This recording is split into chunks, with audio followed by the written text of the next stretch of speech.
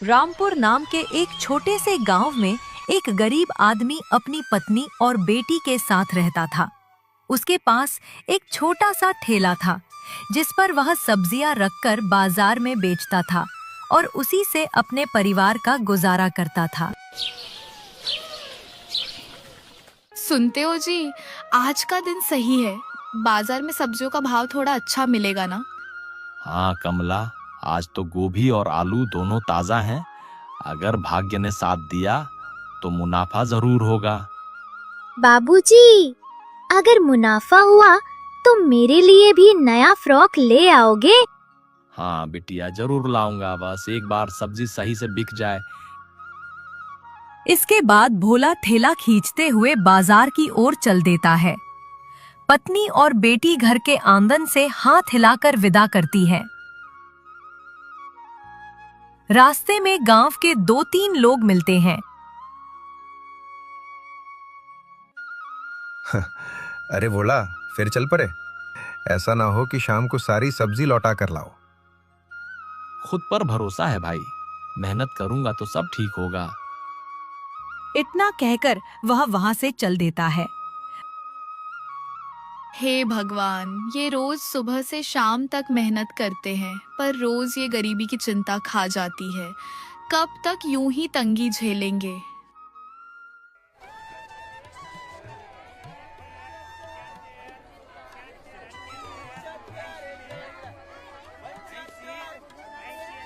बाजार में भोला अपने ठेले पर सब्जियां सजाए बैठा था। आलू कितने रुपए किलो दिए हैं भैया? बहन जी, आलू 15 रुपये किलो है, ताजा है, आज ही मंडी से लाया हूँ। अरे, उधर तो 1 किलो 10 रुपए में मिल रहे हैं। बहन जी, मेरी बस यही मेहनत है, थोड़ा मुनाफा ना हुआ तो घर का चूल्हा कैसे जलेगा। वह औरत सोच में पड़ जाती है और आखिरकार उससे थोड़ी सब्जी खरीद लेती है। भोला राहत की सांस लेता है। धीरे धीरे बाजार में अब शाम का समय हो चुका था। कुछ सब्जियां बिक चुकी थी और कुछ बची थीं। भोला अपने ठेले पर बैठा सोच रहा था। आज उतना मुनाफा तो नहीं हुआ जितनी उम्मीद थी, पर घर के लिए राशन और बेटी के लिए एक छोटी सी चीज तो ले ही जाऊंगा।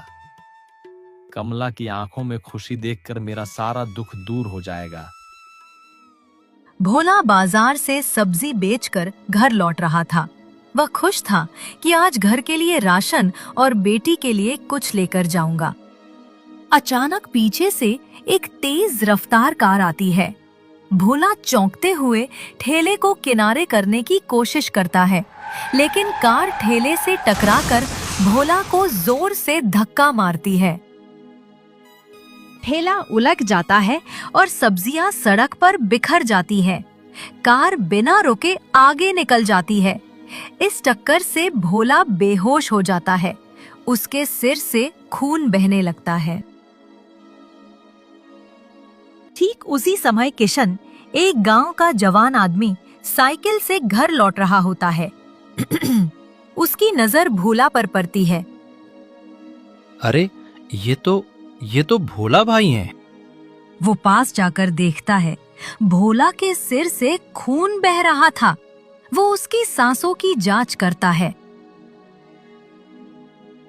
हे भगवान, इनकी सांसें तो रुक चुकी हैं। लगता है भोला भाई अब नहीं रहेंगे। गांव के लोग भी धीरे धीरे इकट्ठा हो जाते हैं। अरे भोला जैसा नेक आदमी, उसे भी भगवान ने इतनी बेरहमी से छीन लिया। अब बेचारी कमला और रानी का क्या होगा? उनका तो सहारा ही चल गया। किशन सबको हिम्मत देता है और कहता है, सभी लोग मेरी मदद करो, हमें भोला भाई को गांव ले जाना होगा। मैं कमला भाभी को अकेली ये खबर नहीं दे सकता। इसके बाद किशन और कुछ गांव वाले भोला के शरीर को कंधे पर रखकर गांव की ओर ले जाते हैं। कमला और उसकी बेटी आंगन में बैठी थी। सामने थाली में रोटियां रखी थीं। वो भोला का इंतजार कर रही थी। माँ देखना, बाबूजी जरूर मेरे लिए नया फ्रॉक लाएंगे। मैं आज रात को वही पहनूंगी। हाँ बेटिया, तेरे बाबूजी तुझे बहुत चाहते हैं। इतने में दरवाजे पर शोरगुल होने लगता है। कुछ औरतें अंदर आती हैं। कमला उन्हें देखकर चौंक जाती है। कमला बहन, जरा बाहर आओ तो। कमला चौंक कर खड़ी हो जाती है। दरवाजे पर किशन और कुछ लोग खड़े थे। पास में भोला का शरीर रखा था। कमला उस पर से चादर हटाती है। भोला का चेहरा खून से सना हुआ था। हे भगवान, मेरा सहारा, मेरे घर का चिराग मुझसे क्यों छीन लिया? रानी मासूम आंखों से अपने पिता को देखती है और धीरे से पास जाकर उनके चेहरे को छूती है। बाबूजी, उठो ना, देखो माँ कितनी रो रही है। तुमने कहा था मेरे लिए कपड़ा लाओगे। बाबूजी, उठो ना। भाभी हिम्मत रखो, होने को कौन टाल सकता है। आप अपने आप को अकेला महसूस मत कीजिए, हम आपके साथ हैं।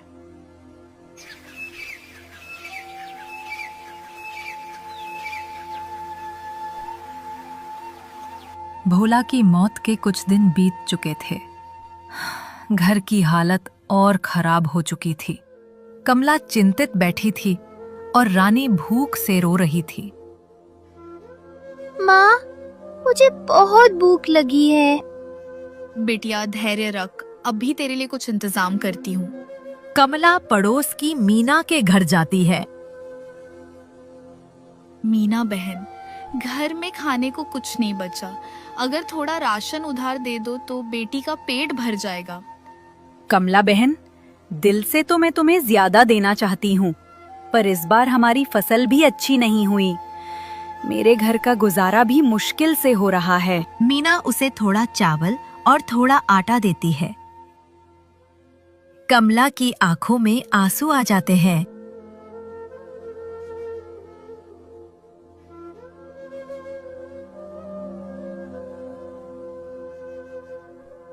कमला और उसकी बेटी सो रहे थे।